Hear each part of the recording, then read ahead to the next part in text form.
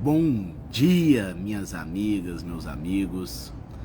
Vamos lá para mais uma prática em 30 minutos, comigo e com a querida professora Carolina Tupinambá, que deve entrar aí a qualquer momento. E hoje nós vamos ter uma prática em 30 minutos especial. Especial prática em 30 minutos. E a ideia hoje é a gente fazer uma mistura um pouquinho de algumas coisas bem legais que a gente vem fazendo durante o ano, durante todo o nosso trabalho aqui às quintas-feiras pela manhã. Então, eu e professora Carolina, vamos fazer uma dinâmica assim, tete a tete, aberta com todo mundo, tá? Bom dia, Soraya, bom dia, Regiane, bom dia todos e todas que estão entrando aqui. Deixa eu ver se eu acho Carol que me... Nossa, ela convidei. Então, o que é a ideia hoje? No trabalho notável, nós temos um programa e uma aí, atividade que chama Bom Dia, Carol. tudo bem? Tudo. Tá aqui, peraí, deixa eu só organizar aqui, pronto. Você está dentro de uma impressora funcionando, é isso? Quase isso, tô na UERJ. E Vou aí? até aumentar o som, tá baixo aqui seu som. Pronto. Tá? Tá tudo Pronto. certo. Tá tudo certo. Bora lá. Então, estava explicando para a turma aqui como é que é a nossa dinâmica do dia de hoje. Então, o primeiro passo da live hoje é a Carol acabar de acordar, tá aí, coçando o olho, tranquila, né? Tá naquele ritmo, daqui a pouco vou dar aula presencial na UERJ, a galera da UERJ tá na expectativa. Inclusive, manda aí no grupo da UERJ, falando para os alunos assistirem a live, que já é um aquecimento da aula e que se todo mundo assistir a live inteira, você dispensa 15 minutos mais cedo. Acho que é uma boa medida para todos. E aí eu estava explicando para o pessoal que essa é a nossa última live do ano, antes do recesso. Depois disso, Carol e eu autodecretamos férias do Prática em 30 minutos, no trabalho notável. Carol não me aguenta mais esse ano, E Eu já vi mais, né, de cansaço. Semana passada, assim, eu já dei perdido. E aí a gente vai fazer o seguinte. A gente vai fazer um pouquinho uma espécie de retrospectiva, expectativa de 2023, as boas ações, as boas ideias, os bons temas que a gente está trabalhando aí para 2023, pensar naquilo de 2022, oportunidades da advocacia, que eu acho que é muito bacana a gente trabalhar, só que a gente gostaria de convidar você, que passou aí o ano com a gente, que está com a gente assistindo, para entrar aqui conosco e fazer uma pergunta, pode ser uma pergunta de prática, pode ser uma pergunta de advocacia, assim, peito aberto, qualquer pergunta, se eu e Carol não soubermos, a gente vai passar a vergonha de falar que não sabemos e partir para a próxima, mas a ideia é que a gente possa, juntos aqui, ter um prática em 30 minutos um pouco diferente. Então, se alguém tiver interesse em fazer alguma pergunta, é nosso convidado. É só clicar aí em participar ou nos avisar no chat que eu mando o convite aí para vocês. Acho que a ideia da live hoje é trazer um conteúdo prático, real, bem bacana e essa expectativa de 2023. Carol, me diga uma coisa aqui então para a gente ir aquecendo os motores. Olhando agora para 2022, qual foi a grande surpresa do direito do trabalho em 2022? 22. 2 era a Copa do Mundo que a gente ganhou, 22 é que a gente perdeu. Mas qual que é a grande surpresa? Cara, não sei, a gente não. É legal que a gente nunca combina, né, as coisas, então tem que pensar, mas eu acho que assim, que marcou 2022 na nossa área de atuação, sem dúvida, foi já o arrefecimento da pandemia. Então, toda aquela mobilização do retorno ao trabalho presencial, e aí o incremento do modelo de trabalho híbrido, as práticas que foram derivadas das medidas provisórias da pandemia, com a adaptação ao mundo já sem pandemia. Eu acho que essa mudança, né, do Estado pós-pandêmico, digamos assim, tudo que diz respeito ao direito do trabalho, foi, assim, pelo menos um grande marco da atividade de consultoria, né? Na atividade contenciosa, toda essa questão das audiências telepresenciais, a cobrança para o retorno presencial, a divergência entre OAB, os tribunais, enfim, os interesses plurais que envolvem essa matéria.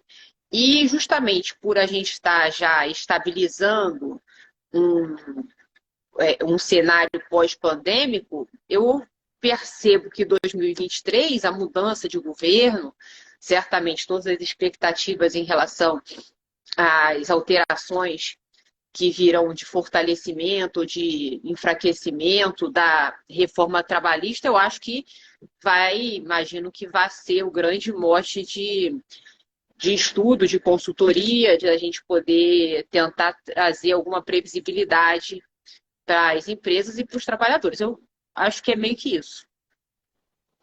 Coisa boa. Eu penso que a gente teve alguns momentos.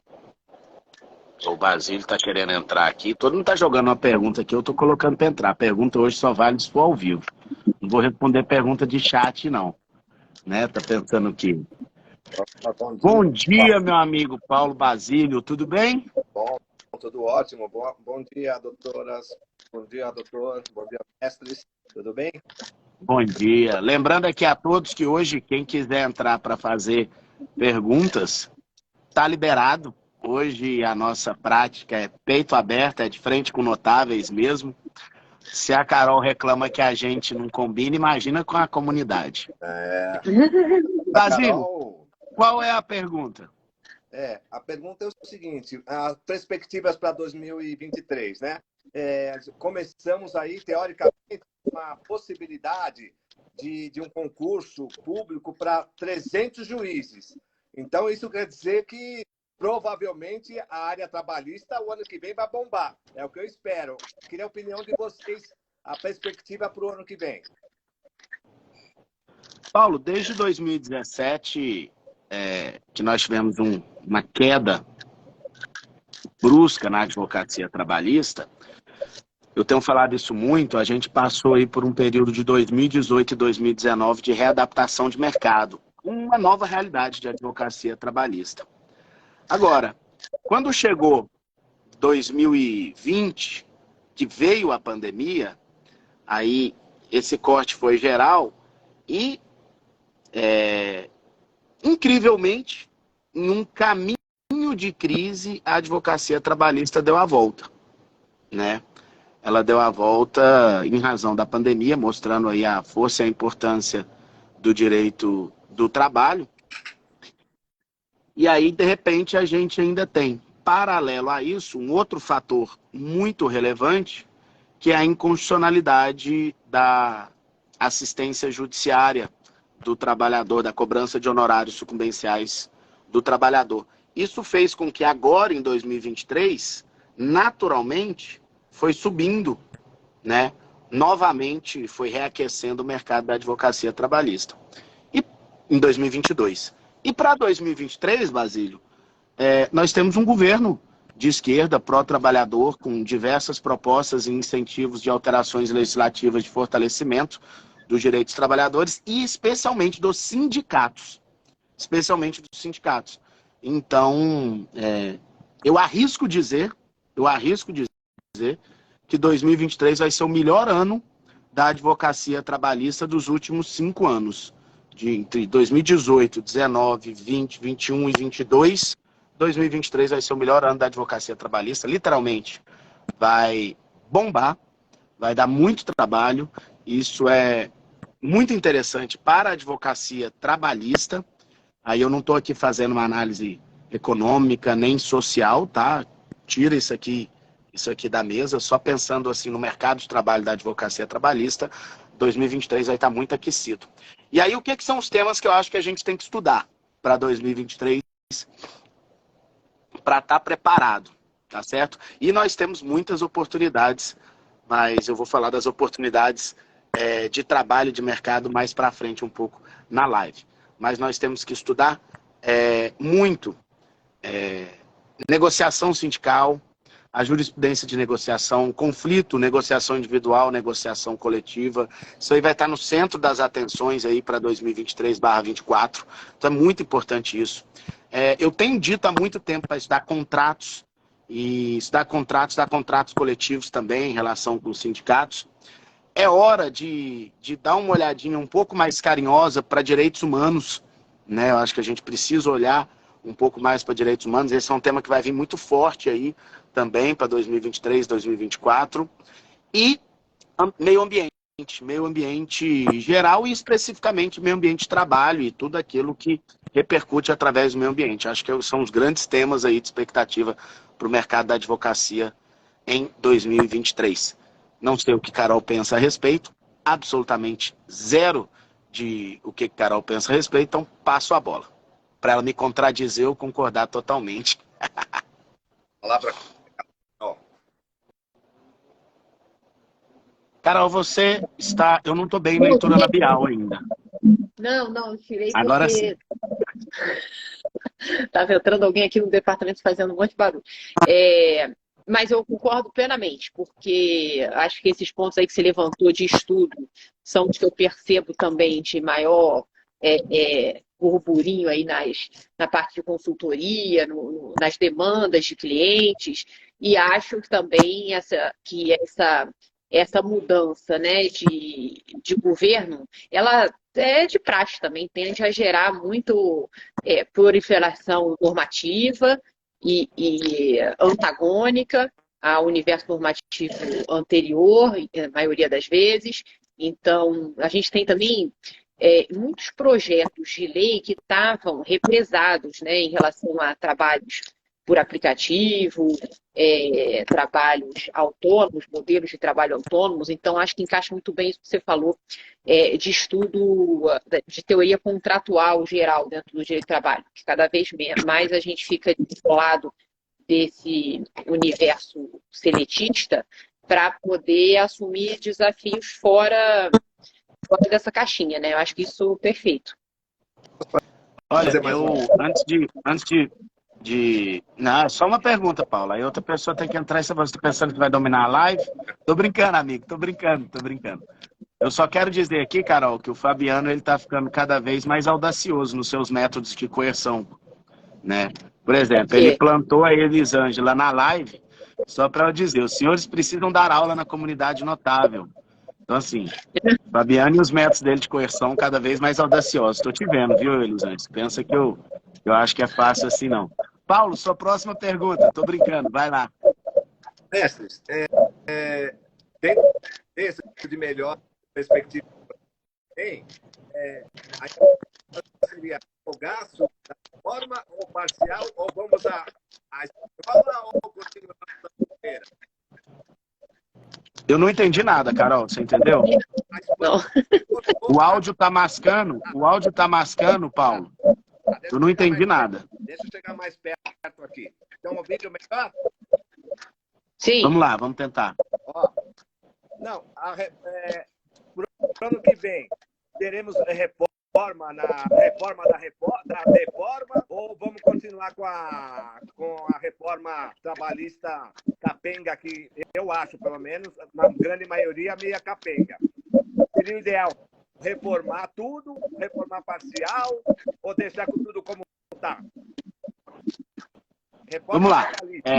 Primeiro que eu não classifico a reforma trabalhista como uma deforma, acho que isso é um discurso político, sindicalizado, mas nós temos sim um retrocesso de direitos dos trabalhadores e advocacia trabalhista aí. Não existe clima nem expectativa e muito menos promessa do governo de revogar a reforma trabalhista. Isso aí durante a campanha foi inclusive trazido e o próprio governo negou que isso seria feito. O O governo já anunciou alterações na legislação sindical, né? Por isso que eu tenho brincado muito. É hora de você pegar o celular aí, quem advoga para empresa, os empresários, achar o telefone do dirigente sindical e falar: oi, sumido, né? Porque ele vai voltar com muita força. Então, o fortalecimento sindical já é anunciado. Acredito em algumas alterações legislativas, Paulo, dentro dessas alterações do direito do trabalho que serão feitas. Agora, por exemplo, não acredito que o intervalo de 15 minutos para a mulher volte, que é uma coisa que todo mundo sempre pergunta. Não acredito que horas em itinerário volte, que é uma coisa que as pessoas sempre perguntam. Então, tem temas que eram temas de muita frequência na Justiça do Trabalho, que rendia bastante para a advocacia trabalhista, que eu não acredito que eles voltem. Eu acho que a gente vai mexer mais com organizações estruturais do que isso. E aí, Carol deu um spoiler que eu acho que tem grande chance de vir uma regulamentação sobre isso. Eu não sei como ainda, porque... E uma coisa é quando um governo que entra tem expectativa de fazer. Outra coisa é o que ele efetivamente faz quando o mercado bate de frente com ele e ele percebe as manifestações do mercado, que é a regulamentação do trabalho em plataforma digital. Esse talvez seja o grande tema da regulamentação para 2023. Como vai ser regulamentado? Não sei. Essa é uma expectativa que a gente ainda não sabe como vai funcionar. Então, não acredito em reforma da reforma, não acredito em revogação da reforma. Alterações esparsas. Nós não temos clima político eleitoral para essa reforma da reforma trabalhista, né, Carol? E até o que está se falando mesmo de a perspectiva coletiva sindical, que eu tenho visto é tentar um retorno da obrigatoriedade de homologação das rescisões, coisas muito pontuais. Outro dia eu estava ouvindo uma entrevista na Globo News também do governo da Força de Transição, tudo falando que gostariam de tentar retomar a história da libertação do comum acordo para a propositura de dissídio coletivo e poder normativo da Justiça do Trabalho, mas que nem a própria reinstituição de contribuição sindical obrigatória era uma pauta do governo. Eu fiquei até surpresa, porque eu acho que foi uma das coisas que mais... Foi a primeira ADI, né, julgada em relação à reforma. E o próximo governo falando que não tinha intenção de retomar a contribuição obrigatória. Então, acho que as alterações vão ser mais minimalistas do que a gente imagina. Mas olha, Carol, sobre essa contribuição, eles não vão retomar a contribuição obrigatória, mas eu acho que ele vai fazer uma coisa que é necessária, na minha opinião. E não vai ter aquela contribuição obrigatória, que era o imposto sindical, que a gente chamava. Mas eu acredito que eles vão regulamentar a negociação coletiva para uma contribuição, regulamentando diferenças de direitos para quem recolhe, inclusive. Isso eu acho que vem. E isso vai mudar o jogo, assim, de forma muito, muito aguda. Sim. Porque acaba que o cenário de hoje já que você pertence a essa categoria, você vai receber os benefícios e vantagens da norma coletiva, independentemente de contribuição ou não. Porque a contribuição era obrigatória, mas a partir do momento que ela não eu acho que não deixa de ser uma forma legítima, né, de custeio do regime. Ou seja, para você ser atingido pela norma coletiva, você contribuir com o sindicato. O ponto de vista oposto é no sentido de que, mas espera aí, mas o sindicato ele tem o monopólio da negociação coletiva. Então, na verdade, deveria atingir todos da categoria, independentemente de contribuição ou não. O que é uma realidade também. Mas a gente vê que em vários outros países não existe essa de você, pelo simples fato de existir, você herdar norma coletiva, né? Então, eu acho que é mais razoável, de fato, a gente se estabelecer um custeio facultativo, para quem quiser aproveitar o maior papel do seu sindicato, que seria a negociação. dos seus direitos. Perfeito. Paulo, quero agradecer a sua participação. Obrigado mesmo.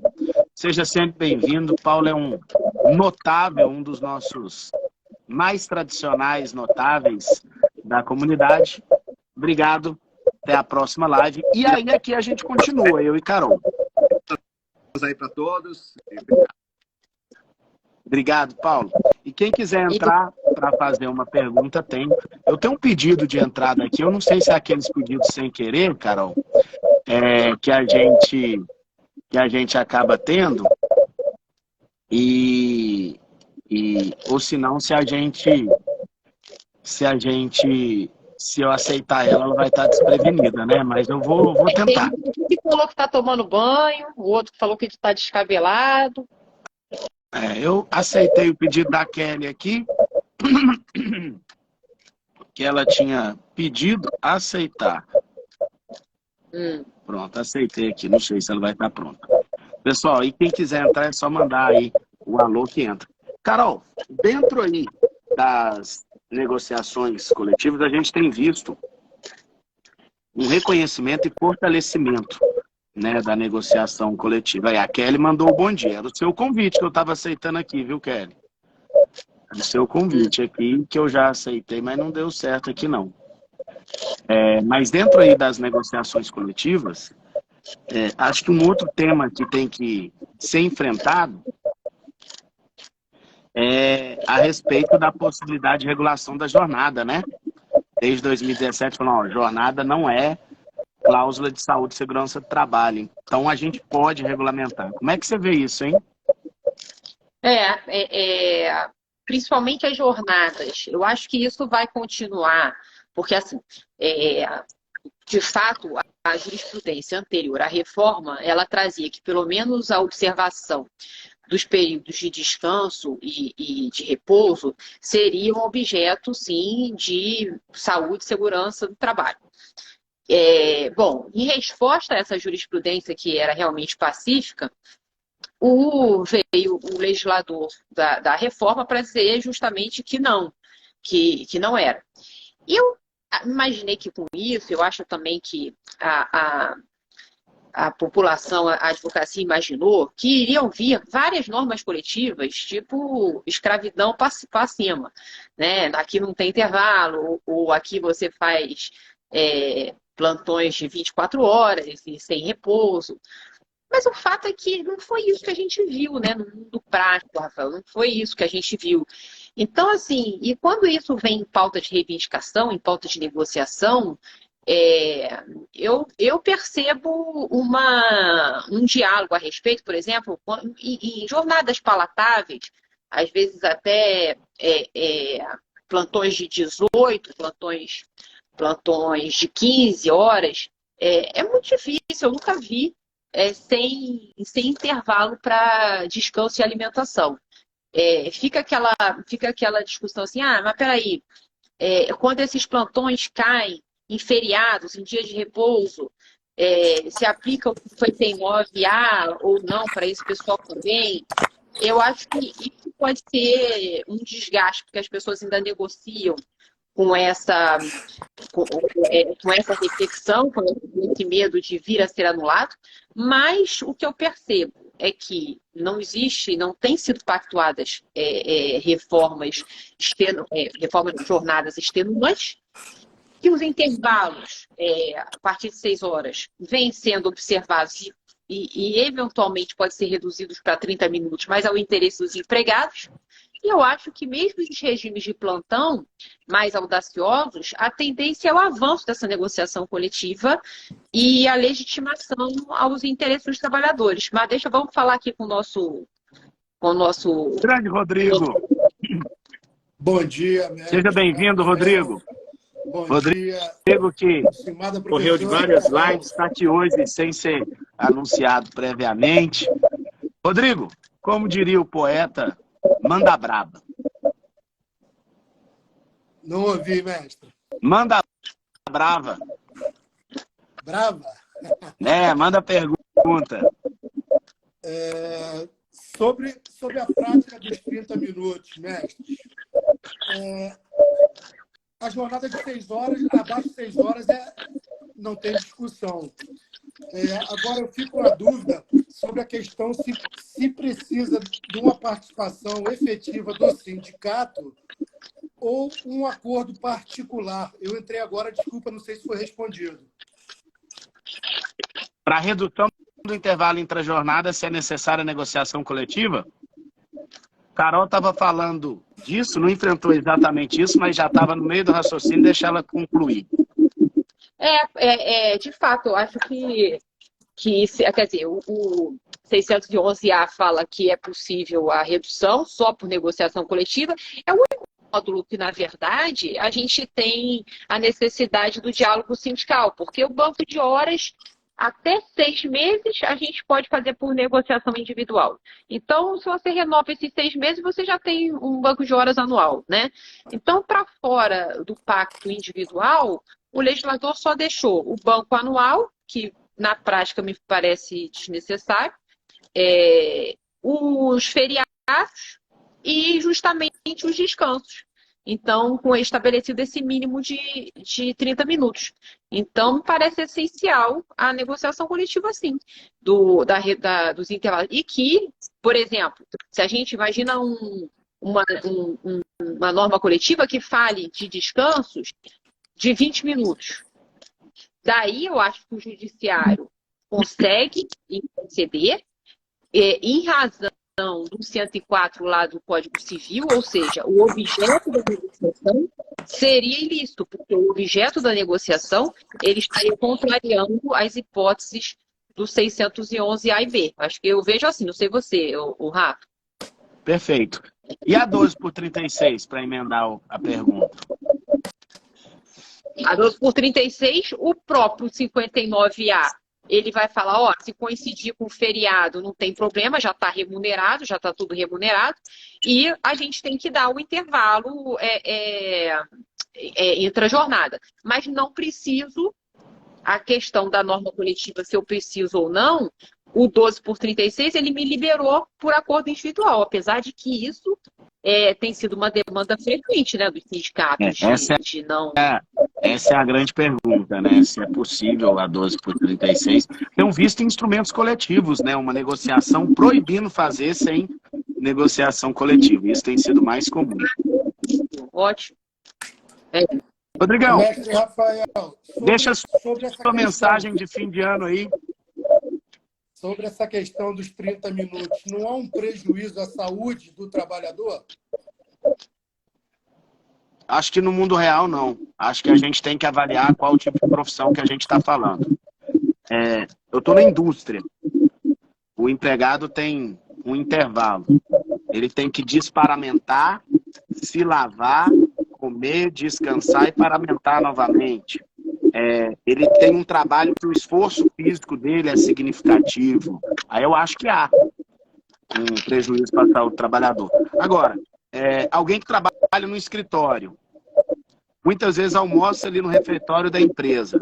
Vamos para o mundo real. O cara, em 30 minutos, ele está angustiado querendo voltar para trabalhar, muitas vezes até volta, sem registrar o ponto de retorno. Se você perguntar para ele, você quer o intervalo de 1 hora ou você quer ir embora mais cedo 30 minutos para sair do trânsito, adivinha qual que é a resposta? Quero ir embora. Prejuízo à saúde do trabalhador é obrigar ele a ficar 30 minutos de ócio sem querer ou pegar o trânsito das 18 podendo ir embora às 17h30.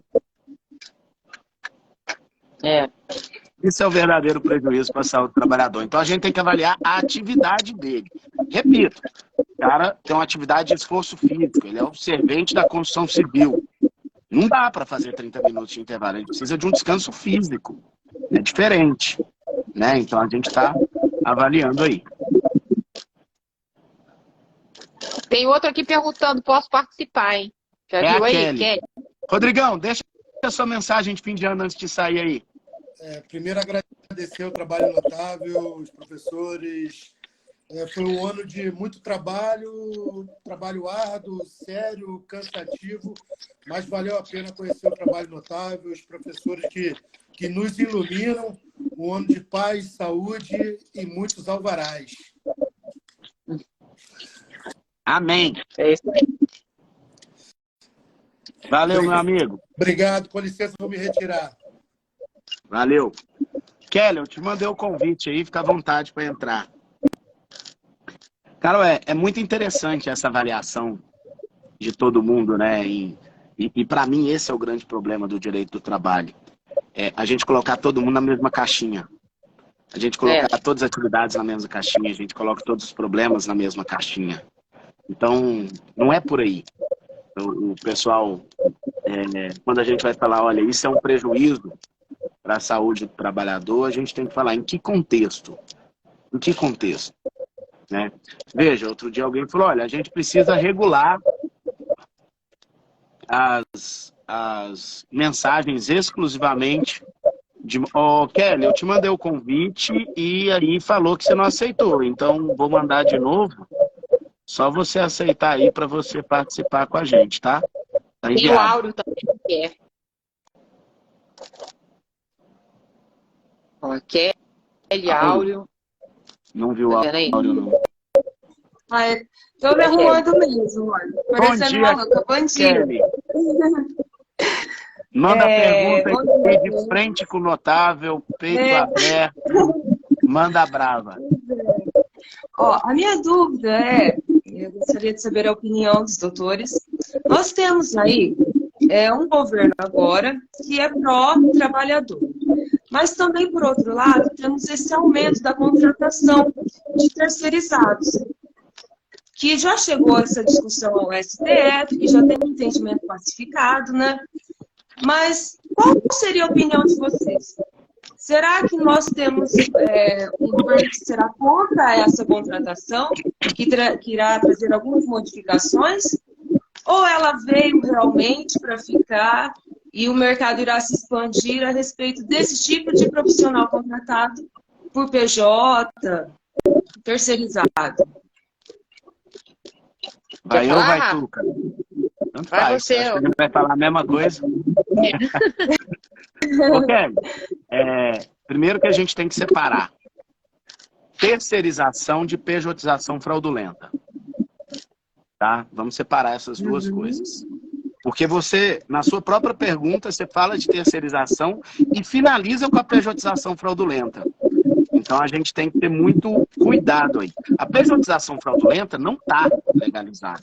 E a gente já falou em várias oportunidades, inclusive essa é uma grande oportunidade da advocacia. O equívoco de empregadores, especialmente pequenos e médios empregadores, em decorrência da 6.1974 autorizar a terceirização, eles começam a querer terceirizar o que não é terceirização, que é a pejotização fraudulenta. Então, deixa isso aqui numa caixinha separada, não existe autorização legal para isso, mas daqui a pouco eu vou falar das reclamações que têm chegado lá no STF sobre isso, que acho que é o tema do momento, na verdade, né?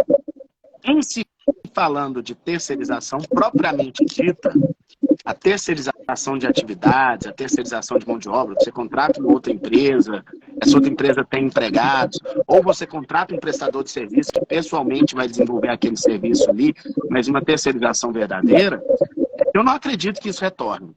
Eu não acredito que isso retorne, isso é uma realidade econômica, realidade de mercado, é algo que há algumas décadas vinha sendo debatido, tá certo? E eu não acredito que o próprio governo tenha interesse de retornar isso. Não sei se Carol pensa diferente. Talvez limitar em algumas profissões, em algumas áreas, criar algumas regras específicas, isso sim. Mas em desautorizar a terceirização, não. O que você pensa, Carol? Talvez a parte do... Primeiro também lembrar, né? Tem... Não sei onde que pode conseguir isso, mas tem aí no histórico do trabalho notável, do perfil, uma apostilinha, uma coisa simples, que eu e o Rafa a gente fez só sobre pejotização e tratamento prático da pejotização, tratamento prático jurídico, tipo uma cartilhazinha. Pode pedir para o né? Cara, Carol, era um e-book sobre terceirização e pejotização. E-book. E-book. E eu acho até que ele está atualizado, apesar de ele não ter... Ele é anterior a esse período todo das reclamações no Supremo. E ainda não tinha sido julgado aquele artigo 129 lá da lei complementar que fala de tributação. Acho que tinha liminar, mas não tinha julgamento definitivo. Bom, mas de qualquer jeito é super atual porque traz uns insights práticos também. Falar para o Fabiano botar hoje, deixar hoje no link da bio aí para vocês terem. Mas eu acho que talvez, né, o que ainda volte à tona de discussão, não esse negócio de atividade fim, morreu, a possibilidade de horizontalizar todo toda a tomada de serviços, eu acho que está mais do que batido, mas talvez. Por exemplo, a gente tem na Lei 6.019 a questão da facultatividade de tratamento isonômico em relação a benefícios, em relação à remuneração entre os terceirizados e os trabalhadores diretos. Eu acho que isso pode ser pode ser questionado, apesar do Supremo já ter afinado o discurso no sentido de que é possível sim. A lei traz algumas obrigações para o tomador de serviço, obrigações facultativas, né, de fornecimento, de alimentação, de tratamento e tudo de saúde, e outras obrigatórias, principalmente quando a tomada de serviço é dentro da sede da empresa. Mas, dentre as facultativas, a que mais chocou foi essa diferenciação, essa possibilidade de tratamento diferenciado. Acho que isso talvez possa ser objeto de nova reflexão, mas no máximo. Imagino que no máximo isso. Porque essas reclamações, né, professor, eu, pelo menos as poucas que eu venho acompanhando, elas versam muito a respeito desses profissionais, como médicos, dentistas, até mesmo advogados. Nós tivemos, acho que um julgamento há pouco tempo, uma decisão há pouco tempo. Então, tem até mesmo um voto do ministro Roberto Barroso, no julgamento da DPF, acho que é 346, salvo engano, não me recordo agora o número. Mas ele até trata a respeito da pejotização de profissionais que ele entende ser hipersuficiente. Ele até cita alguns exemplos. E isso, vamos dizer que talvez essa é a minha dúvida. Se nós caminharemos nesse sentido da contratação desses profissionais, né, que são profissionais que já têm um conhecimento elevado, e a gente não está falando realmente de um profissional que tem, às vezes nem tem grau médio, alguma coisa assim. Ou se nós retroagimos a respeito disso. Porque, na verdade, não está essa contratação, ela é só o entendimento do STF que está sendo aplicado, principalmente em razão dessas reclamações que estão chegando lá, né? Na verdade, como eu disse, esse é o tema do momento. As pessoas, inclusive, conseguindo liminar já em fase de execução de reclamação trabalhista de reconhecimento de vínculo de emprego. Confesso que eu não vi chegar, viu, Carol? Confesso que eu não vi chegar, foi uma surpresa, pelo menos da minha parte. E esse talvez seja o grande lugar para onde está todo mundo olhando agora. Porque, em que pese a argumentação passar por uma... Não é nem uma hipersuficiência, é uma capacidade cognitiva e intelectual de compreender aquele contrato. E se isso se confirma, a gente começa a chegar num momento de maturidade do direito do trabalho de já não tolerar dizer que absolutamente todo trabalhador não sabe o que está fazendo e tem coação presumida, coação econômica, né? E aí a gente entra numa nova fase de relações contratuais. É delicado, é sensível. Na verdade, é curioso, porque a gente sempre criticou isso, as pessoas que têm condições de estabelecer uma relação de negociação terem depois um guarda-chuva protetivo, e agora que acontece a gente fica olhando meio que achando estranho, sabe? Tô me sentindo, né, Carol, quase o cachorro que alcançou o carro e o carro parou. Né? E a gente olha pro carro e fala, e agora? O que nós vamos fazer? Agora, nesse movimento tem uma decisão importante, não sei se vocês viram, do STJ, falando que, trazendo uma equivalência das sociedades unipessoais, MEI, EIRELI e tudo mais, ao tratamento de pessoas físicas. Então, para você que advoga mais para o trabalhador, né, para o reclamante, isso também pode ser um caminho, né, de falar assim, bom, já que o STJ equiparou para tratamento tributário a pessoa física a essas sociedades unipessoais, porque ele diz que não tem, que não justifica um tratamento diferenciado, porque não tem esse engajamento de energia, de sócios, eu estou vendo algumas iniciais serem distribuídas nesse sentido, olha, não quero esse papo já batido de fraude, de pejotização, não. Eu vou sair pelo precedente do STJ, que diz que a sociedade unipessoal tem que ter um tratamento tributário da pessoa física, então a sociedade unipessoal teria que ter, como prestadora de serviço, teria que ter o tratamento do empregado. Super, assim, arrojada essa tese. Ainda não vi sentença, mas é um caminho para quem vai mais para o lado, né, dos trabalhadores, que traz um remeleixo aí na discussão, porque esse precedente do STJ vale a pena dar uma lida, dar uma estudada, porque, enfim, a lei fala expressamente, né, o tratamento é societário, e ele afastou. É isso, Kelly. Manda uma mensagem de fim de ano para todos aí. Bom, eu desejo um ótimo final de ano a todos. Agradeço. Eu conheci o Trabalho Notável esse ano, no início deste ano de 2022. Me auxiliou muito porque eu ingressei no direito do trabalho, na área trabalhista, né, este ano. E a minha experiência foi muito baseada também, meu trabalho, com o que eu pude extrair de conhecimento das suas aulas de vocês, da doutora Carol. Nossa, eu admiro muito, e um Feliz Natal a todos. Feliz Ano Novo também. Obrigado, viu? Obrigado, Kelly. Excelente. Você fala de onde? Catanduva, interior de São Paulo. Muito bom. É isso. Seja bem-vinda. Obrigado. Obrigada. Até mais. Eu acabei de sair do banho mesmo, tá? Eu ouvi a doutora Carol falando, mas você está tomando banho. Muito bom. Muito Até bom. logo, gente. Tchau, tchau. Carol, bom, a Soraya tá amando, mas não entrou. Não pediu para entrar. Tem o Auro que pediu para entrar, Rafa. Mas eu não sei cadê, não.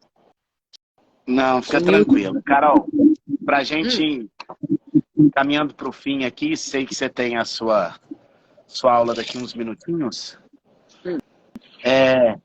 Para a advocacia 2023, para essa comunidade, para tanta gente estudiosa, um agradecimento aí de companhia de todos nesse ano de 2022. Sei que não é fácil aguentar a gente às quintas-feiras de manhã, durante o café da manhã. Sei que a gente teve companhia assídua aqui de alguns grandes amigos, de toda quinta de manhã tá com a gente. Faltamos pouquíssimas.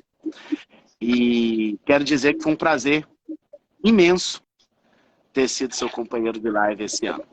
E, Soraya, se Carol quiser, a gente volta, viu? Tudo depende de Carol sempre. Pronto, já está combinado. É um cantinho querido da minha agenda.